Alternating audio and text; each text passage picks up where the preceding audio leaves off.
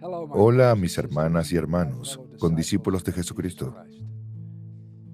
Gracias por su empeño en estudiar el Evangelio de Jesucristo.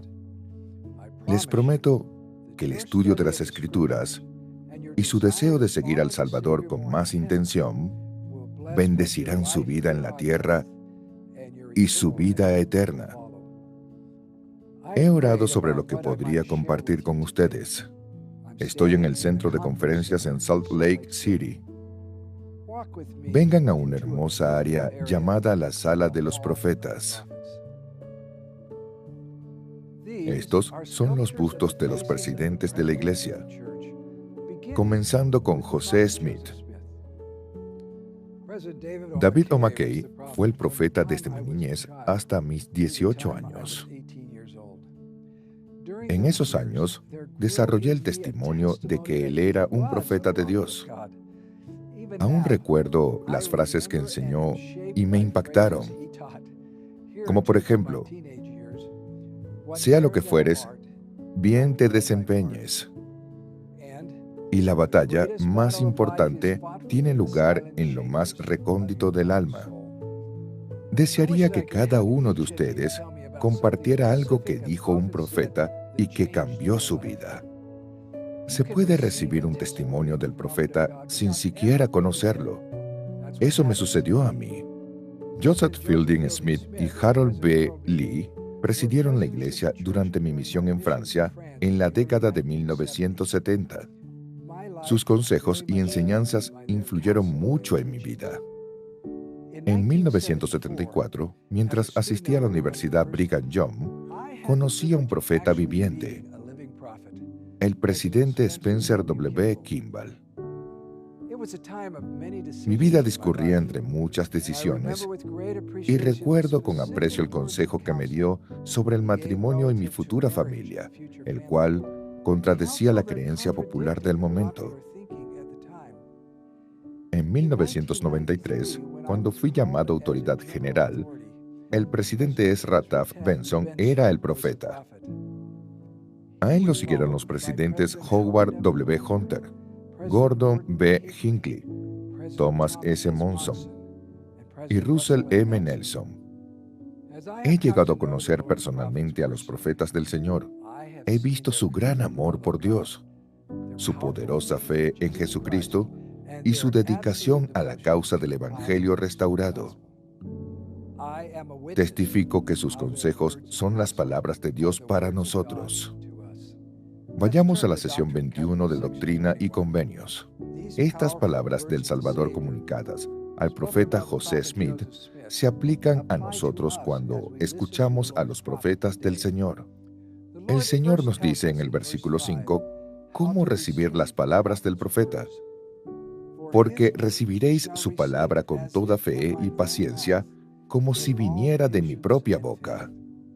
No solo dijo que recibamos las palabras del profeta, sino como si vinieran de su propia boca, o sea, que son sus palabras. Luego agregó la importante advertencia de que la recibamos con toda fe y paciencia, no con un poco de ello, sino con toda fe y paciencia. ¿Qué significa esto? No siempre sabemos por qué se nos da un consejo en particular. Pero si tenemos fe para creer que las palabras del profeta son las del Salvador, como si vinieran de su propia boca, aunque no comprendemos completamente el motivo, o incluso si contradicen nuestra propia lógica, las obedecemos mientras esperamos pacientes una mayor comprensión. Alineamos nuestra voluntad con la del Padre Celestial, no porque seamos compelidos, sino porque le ofrecemos nuestra voluntad con fe y gratitud. Él, a cambio, nos da extraordinarias bendiciones. Veamos las bendiciones que el Señor nos promete en el versículo 6. Las puertas del infierno no prevalecerán contra vosotros. Dios el Señor dispersará los poderes de las tinieblas de ante vosotros y hará sacudir los cielos para vuestro bien y para la gloria de su nombre. Estas son las grandes promesas de Dios si recibimos las palabras de su profeta con toda fe y paciencia. Tras más de 30 años como autoridad general, estas palabras arden en mi alma. Los años han confirmado mi testimonio de su total veracidad. Permítanme contarles un ejemplo del año 2001. Formaba parte del Quórum de los 70 y servía en el Comité Olímpico de la iglesia que presidía el elder Robert D. Hales. Teníamos que planear las actividades que patrocinaría la iglesia en los Juegos Olímpicos de Invierno de 2002. El elder Hales me había asignado determinar si traer los rollos del Mar Muerto a Salt Lake City para exhibirlos durante los Juegos Olímpicos. Estos rollos son fragmentos de escritos que datan del siglo III a.C. al siglo I después de Cristo y contienen testimonios de eventos bíblicos.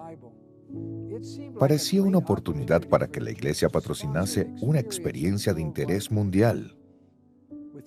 Junto a otros, dediqué mucho tiempo y esfuerzo a contactar en Israel y Jordania a quienes tenían acceso a estos escritos. Para mi sorpresa, a pesar del gran valor de los rollos y los grandes riesgos de seguridad implicados, los líderes de ambas naciones estaban dispuestos a exhibirlos. No unas copias, sino los verdaderos rollos del Mar Muerto. Muchos de los rollos de ambos países nunca se habían exhibido juntos. Esta podría ser una de las exhibiciones de los rollos del Mar Muerto más importantes de la historia. Recuerdo con claridad el día en el que el elder Hales y yo presentamos el plan al presidente Gordon B. Hinckley y sus consejeros, Thomas S. Monson y James E. Faust. Estaba seguro de que les entusiasmaría.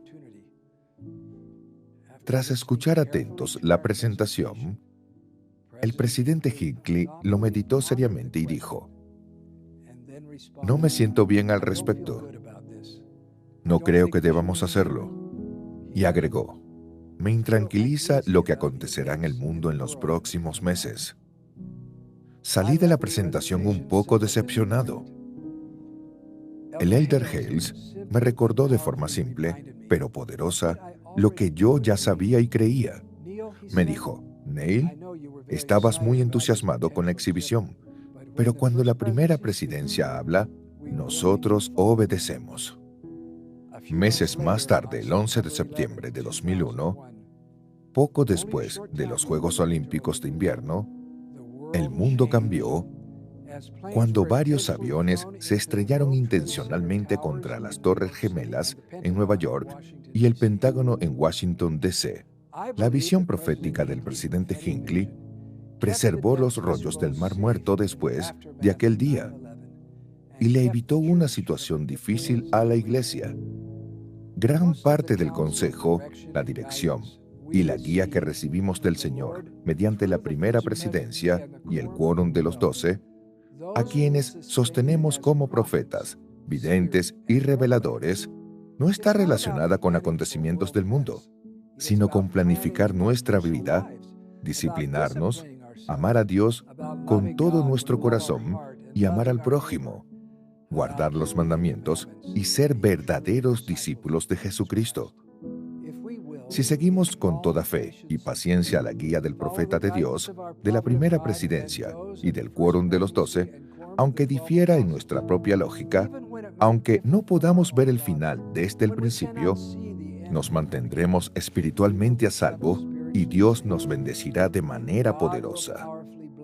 Queridos amigos, ruego que siempre recordemos que un día nos arrodillaremos con humildad ante el Padre y el Salvador. Este es mi testimonio. Sé que es verdad. En el nombre de Jesucristo. Amén.